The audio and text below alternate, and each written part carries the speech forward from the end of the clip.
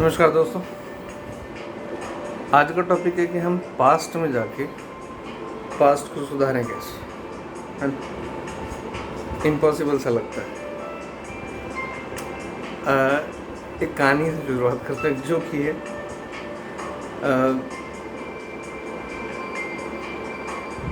Past सुधारे ना सुधारे, लेकिन एक बात ज़रूर होती है कि हम पास्ट में जो खोया उसके लिए कोई ना कोई जिम्मेदार तो होता है, हम नहीं होते। अच्छा, इस बात में कितनी सच्चाई है कितनी नहीं, ज़रा हम थोड़ा सा तो विचार करते हैं। एक जोक सुनाता हूँ मैं आपको। एक जोक में एक लड़का है या लड़की है, ग्रेजुएशन कर लिया, पोस्ट ग्रेजुएशन कर लिया, अच्छे खासे मार्क्स आ गए और जॉब के ऑफर्स भी हैं। लड़का या लड़की, कैरेक्टर अपने हिसाब से चुनिएगा, मैं उसमें नहीं आना चाह रहा, ठीक है। तो उसके पेरेंट्स कहते हैं, मतलब 25-26 साल के हो जाते हैं, लड़का या लड़की कोई भी, हाँ। तो उसके पेरेंट्स बोलते हैं कि बेटा शादी कर लो। तो वो जो भी कैंडिडेट है वो कहता है या कहती है कि भाई मुझे अभी ज़िंदगी में बहुत कुछ करना है, मुझे सक्सेस होना है लाइफ में, आईएएस की प्रिपरेशन करनी है, वो नहीं तो आईपीएस, नहीं तो ओएनजीसी, और बहुत सारी मतलब एग्ज़ाम्स होते हैं जहाँ मुझे बहुत सक्सेस पे जाना है। तो पेरेंट्स बोलते हैं, अब मैं माँ या बाप नहीं बोल रहा, पेरेंट्स ही बोल रहा हूँ, आप अपने हिसाब से कैरेक्टर चूज़ कर सकते हैं। दैट्स वेरी इम्पोर्टेंट, क्योंकि आपको भी जवाब देना है आगे।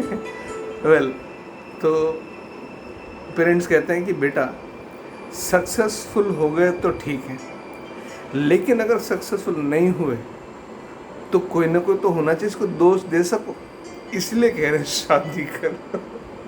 That's the point. एक्चुअली क्या है, हम सब चाहते होते हैं कि हम पास्ट में जाके बहुत सारा कुछ ऐसा हुआ, वो वक्त निकल गया, हम उसको सुधार सकें। देखिए, यहाँ पर एक बात तो है कि वो जो भी पास्ट में हुआ था, वो अगर कुछ ऐसा था जो 100% आप ही का डिसीजन था, 100% आप ही ने अपना इनपुट दिया था उसमें, 100% आपका सोचना था, आपने एफर्ट्स लगाए थे, आपके व्यूज़ थे, आपका पूरा एनालिसिस था, चाहे आप फेल हुए या पास हुए। अगर आप पास सक्सेसफुल हुए तो बहुत अच्छा, आप एंजॉय कर रहे होंगे उस चीज़ को। लेकिन अगर आप अनसक्सेसफुल हुए तो आपने कुछ सीखा वहाँ से, उसको इम्प्रूव करने की कोशिश की, क्योंकि आपको रोकने टोकने वाला कोई नहीं, डिसीजन आपका है।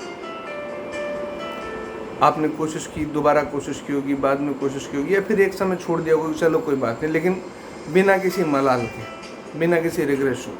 ऐसे बहुत लोग देखें, बुढ़ापे तक भी मैंने देखा है ऐसे लोगों, 60, 65, 70 साल की उम्र तक भी वो एक ही कोशिश करते रहते हैं, वो रिपीटेडली वही कोशिश कि कहीं भी तो सक्सेस मिलेगी। खुश दिखते हैं मुझे वो, क्योंकि अपना निर्णय है। अगर आप या मैं, हम सब अपनी बात कहें कि कुछ पास्ट में जिसमें हम रिग्रेट कर रहे हैं, वो एक बात तय है, वो डिसीजन हमारा नहीं था, हमने किसी मजबूरी में लिया था, या किसी के दबाव में लिया था, या किसी के मोह में लिया था, या हमने किसी लालच में लिया था।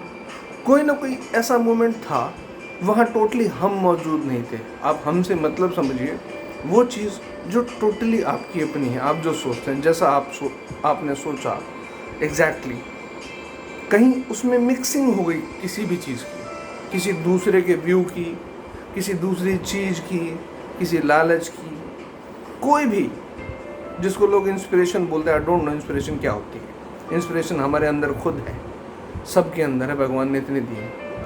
तो जो कुछ आपने कहीं ऐसा किया तो उसमें शामिल आप नहीं थे। पास्ट से निकलने का, पास्ट में आप जा तो नहीं सकते, लेकिन उसके रिग्रेशन से आप बाहर निकल सकते हैं। उससे रिग्रेशन से बाहर ऐसे निकल सकते हैं कि आप ठीक से ध्यान से सोचिए और उसमें गहरे में जाइए, आप अपने अंदर ढूंढिए कि जो कुछ आपने खोया क्या वो आपकी गलती थी, या जो कुछ गलत हुआ क्या वो टोटली आपका डिसीजन था। अगर आपका डिसीजन था तो किस मजबूरी में था, किस लालच में था, दोनों बातें हो सकती हैं। या किसी के दबाव में था, किसी के मोह में था, आपका नहीं था। मैं एक सिंपल सी बात ऐसे कहता हूँ कि किसी बच्चे ने पढ़ाई करी, पढ़ाई अच्छी खासी कर ली, उसके बाद उसने अपने फादर से बोला कि पापा मैं तो ये दुकान खोल के बैठूँ, मुझे यही करना है। ज़िद करी। हमारी एज के कई लोग हैं जिन्होंने अपने करियर डिसीजन खुद लिए, तो लगा रहा, लेकिन कभी हारा नहीं, खुश रहा, भले उतनी सक्सेस उसे न मिली।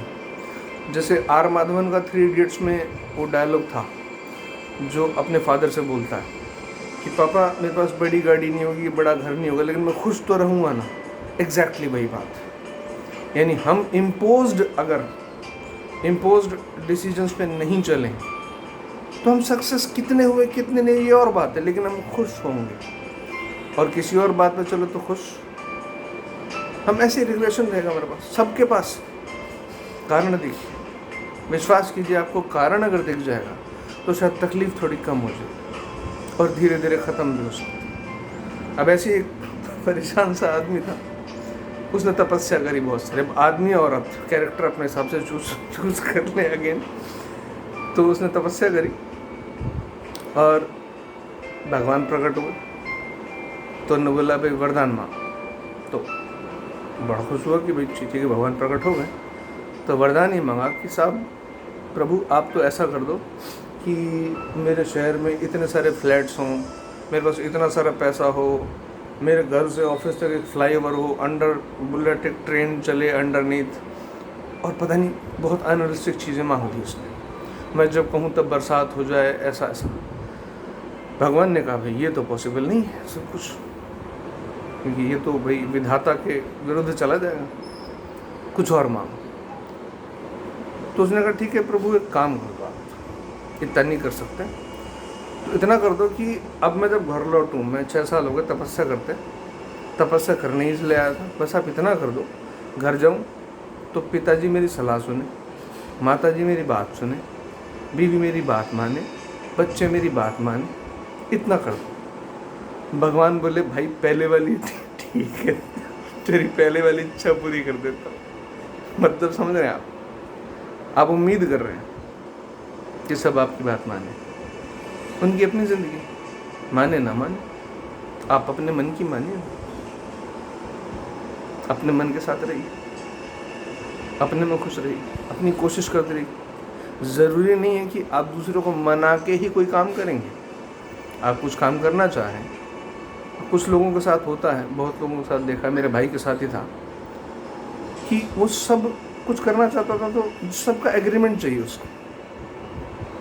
अब सबके अपने अपने विचार, आप वही बात है दुनिया में, आप विचार सलाह लेने जाइए, हर कोई अपने हिसाब से सलाह दे देगा। तो वही एग्जैक्टली यही आपके पास्ट में हुआ। आप कहीं ना कहीं सलाह लेने गए हैं, आपने कहीं ना कहीं लालच लिया है, आपने कुछ ना कुछ मजबूरी में आया है, मोहवश आया है, कुछ न कुछ ऐसा रहा है जिसमें आपकी मौजूदगी, आपके ये मतलब बैकड्रॉप थी, पर्दे के पीछे थी, आप नहीं थे। सिर्फ इतना सा जान लीजिए, थोड़ा सा सोच, 10 मिनट भी आप ठंडे दिमाग से सोचेंगे कि आप उसके ज़िम्मेदार नहीं हैं, तो उसकी गिल्ट से बच जाएंगे आप। उसकी गिल्ट ही आपको तकलीफ़ दे रही है। समय तो जो चला गया सो चला गया, उस गिल्ट से आप बाहर आ जाएंगे तो फ्यूचर को आप अच्छा कर लेंगे और पास्ट की गिल्ट चली जाएगी। Well, thank you.